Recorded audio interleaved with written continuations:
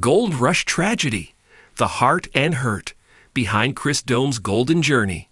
In the roaring, muddy chaos of Gold Rush, where giant machines tear through frozen ground in pursuit of shiny treasure, one man has always stood apart, not just for his unwavering loyalty and quiet strength, but for the heartbreaking battles he's endured far from the cameras. Chris Doumitt, the cigar-smoking, ever-smiling miner known for his calm demeanor and steady work ethic, has become an icon of the series. But while fans have long admired his cool head and golden touch, few have known the depth of sorrow, pain, and personal struggle that shaped the man behind the miner. Before the gold, before the fame, and long before reality TV turned mining into a global spectacle, Chris was a man of humble grit. He spent his early days mastering the hard craft of carpentry, a life of labor rooted in discipline and precision.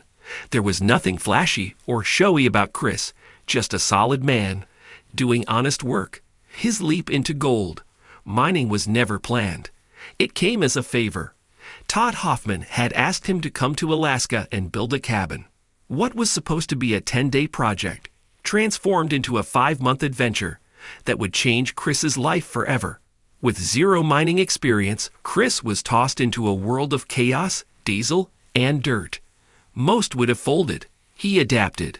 He learned on the fly, earned the respect of crew, and eventually became a backbone of the operation.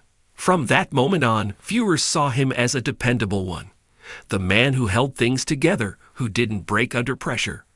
But what they didn't see was what he was holding back behind that steady face. At the very core of Chris's private world is Sharon, his wife of over 47 years.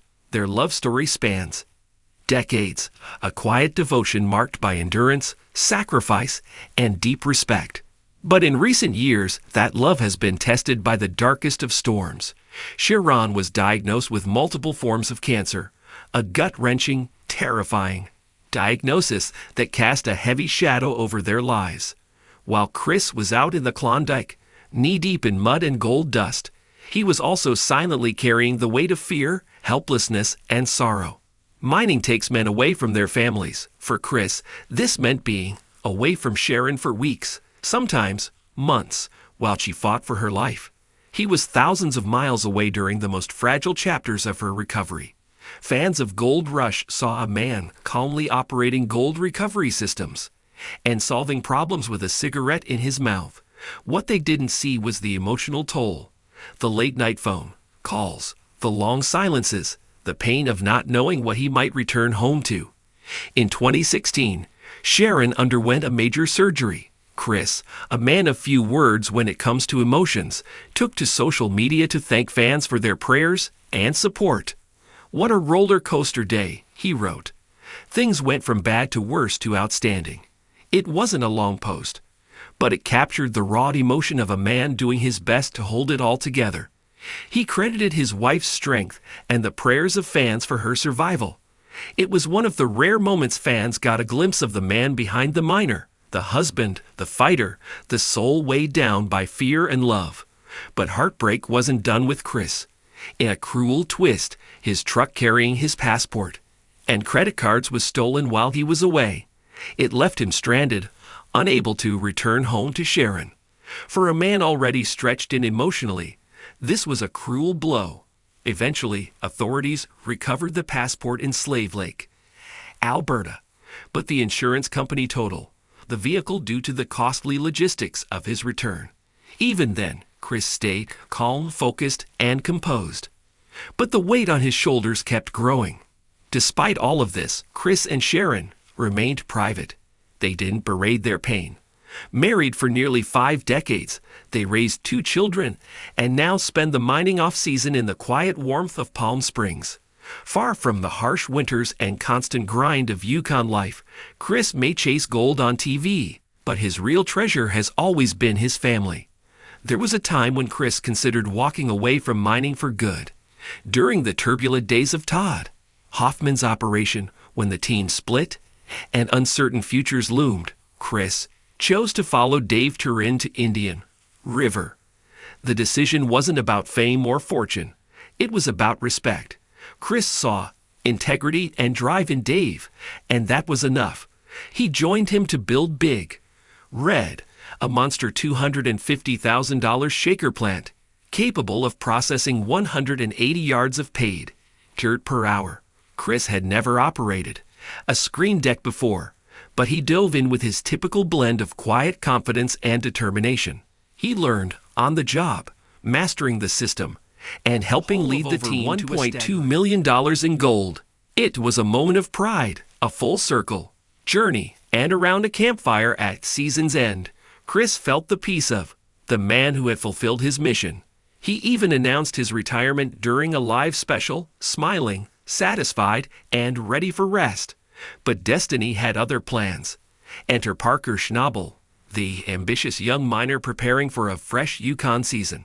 Just 17 at the time, Parker had the kind of fire that reminded Chris of his own younger self. He offered Chris a chance to join him to help build something new. The invitation was unexpected. The answer came quickly. Chris said yes.